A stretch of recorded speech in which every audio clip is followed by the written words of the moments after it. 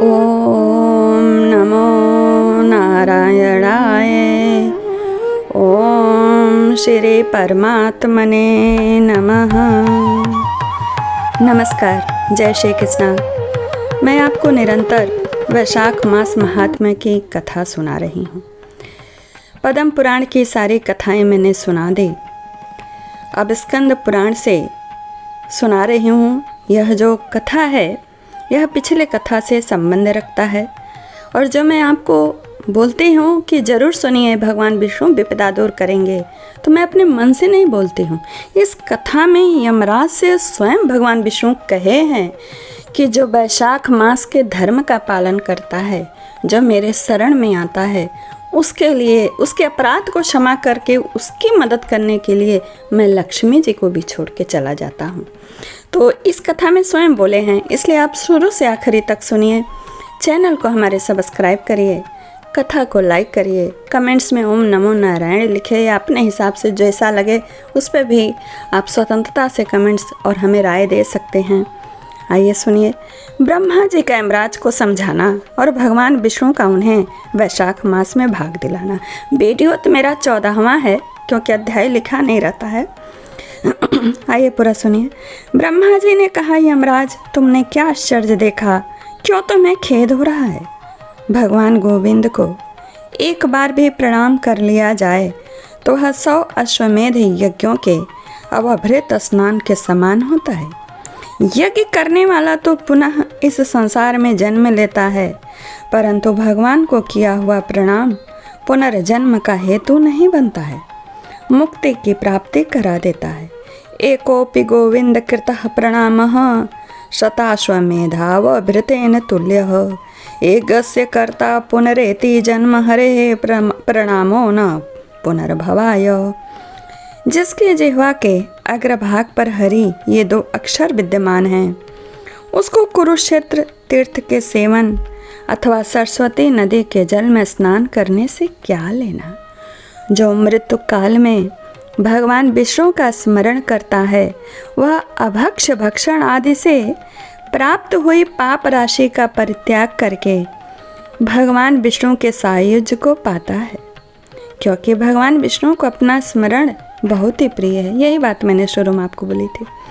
कहते हैं यमराज, इसी प्रकार वैशाख नामक मास भी भगवान विष्णु को प्रिय है, जिसके धर्म को श्रवण करने मात्र से मनुष्य सब पापों से मुक्त हो जाता है।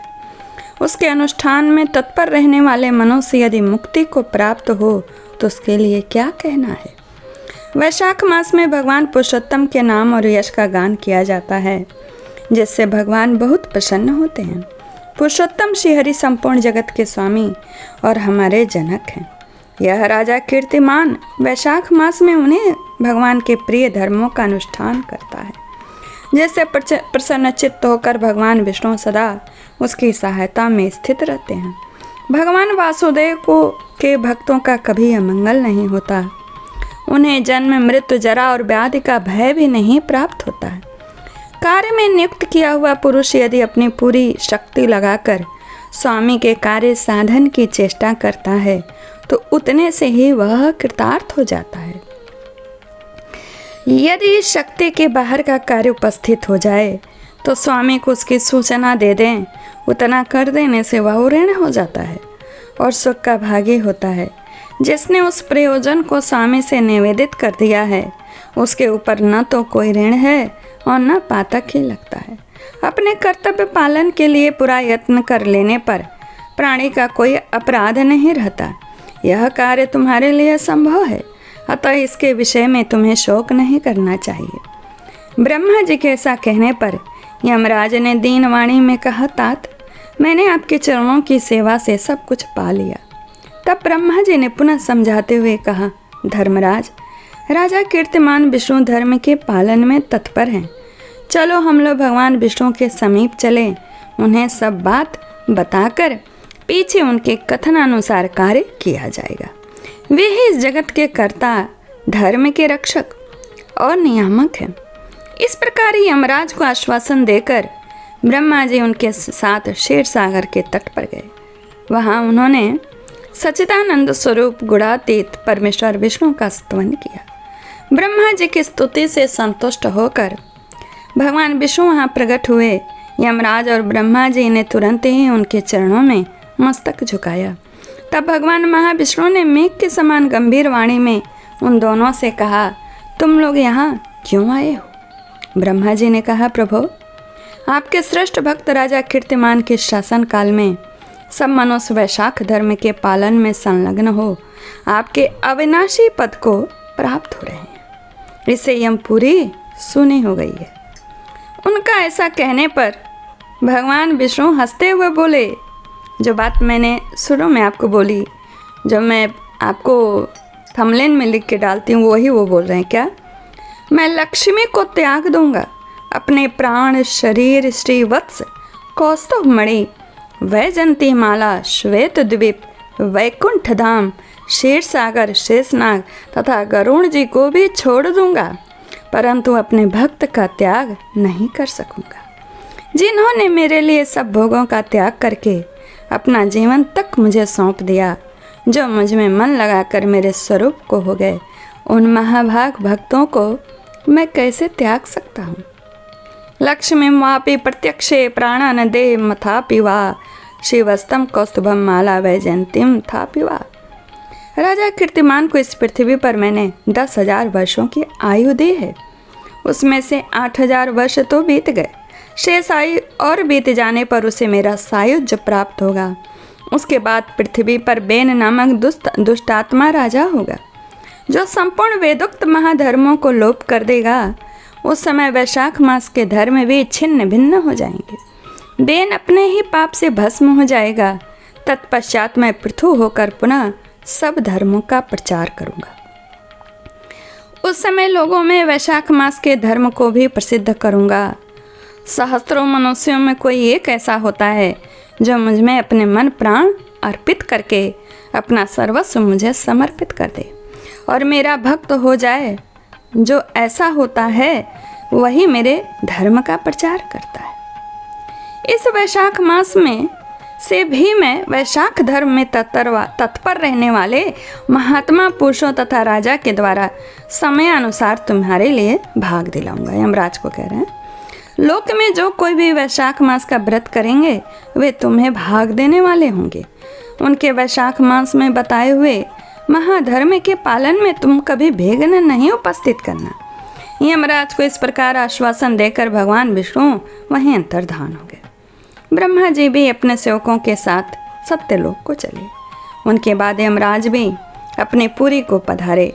वैशाख मास की पूर्णिमा को पहले पूर्णिमा के दिन पहले धर्मराज के उद्देश्य से जल से भरा हुआ घड़ा दही और अन्न देना चाहिए। उसके बाद पितरों, गुरुओं, भगवान विष्णु के उद्देश्य से शीतल जल, दही, अन्न, पान और दक्षिणा फल के साथ कांसे के पात्र में रखकर ब्राह्मण को देना चाहिए। भगवान विष्णु की दिव्य प्रतिमा जो वैशाख मास में की महात्म्य कथा सुनाने वाले दीन ब्राह्मण को देनी चाहिए, जो आपने वैशाख मास में स्थापित करके वैशाख मास के नियम को पालन किया है, वह प्रतिमा उस धर्म वक्ता ब्राह्मण को अपने धन से भी पूजित करना चाहिए। राजा कीर्तिमान ने सब कुछ उसी प्रकार किया। उन्होंने पृथ्वी पर मनवांछित भोग कर शेष आयु पूर्ण होने के पश्चात पुत्र पौत्र आदि के साथ श्री विष्णु धाम को प्रस्थान किया। अब मिथिलापति ने कहा, महामते, दुरात्मा राजा बेन प्रथम स्वयंभू मनवंतर में हुआ था और ये राजा तो इक्ष्वाकु कुलभूषण कीर्तिमान में वसवत मनवंतर के व्यक्ति हैं और वह स्वयंभू। और आप बता रहे हैं यह बात पहले मैंने आपके मुख से सुन रखी, परंतु इस समय आपने और ही बात कही। क्या कही? कि यह राजा जब वैकुंठवासी हो जाएंगे उसके बाद राजा बेन उत्पन्न होगा। मेरे इस संशय को आप निवृत्त कीजिए। श्रुतदेव ने कहा, राजन, पुराणों में जो विषमता प्रतीत होती है वह युग भेद और कल्प भेद की व्यवस्था के अनुसार किसी कल्प में ऐसा ही हुआ होगा कि पहले राजा कीर्तिमान और पीछे बेन हुआ होगा। इसीलिए कहीं कथा में समय की विपरीतता देखकर उसे अप्रामाणिक होने की आशंका नहीं करनी चाहिए। यह अध्याय यहीं पूर्ण होता है और फिर से कह रही हूँ, अध्याय सुनने से भगवान विष्णु की कृपा प्राप्त होगा और वे हम लोगों की विपदा दूर करने के लिए सारा वैभव छोड़ के आएंगे, ऐसा उन्होंने खुद कहा है। और जो नियम धर्म पालन कर रहे हैं वैशाख मास में स्नान, दान, जप, व्रत इत्यादि, उनका क्या कहना। नमस्कार, जय श्री कृष्णा। और कुछ भी इसमें मेरे द्वारा अपराध या गलतियाँ हुई हों क्षमा करिएगा, क्योंकि मैं भी मनुष्य हूँ। लेकिन हाँ, ये है कि मेरा अध्ययन जारी रहता, बिना अध्ययन के मैं आपके लिए वीडियो नहीं बनाती हूँ। नमस्कार।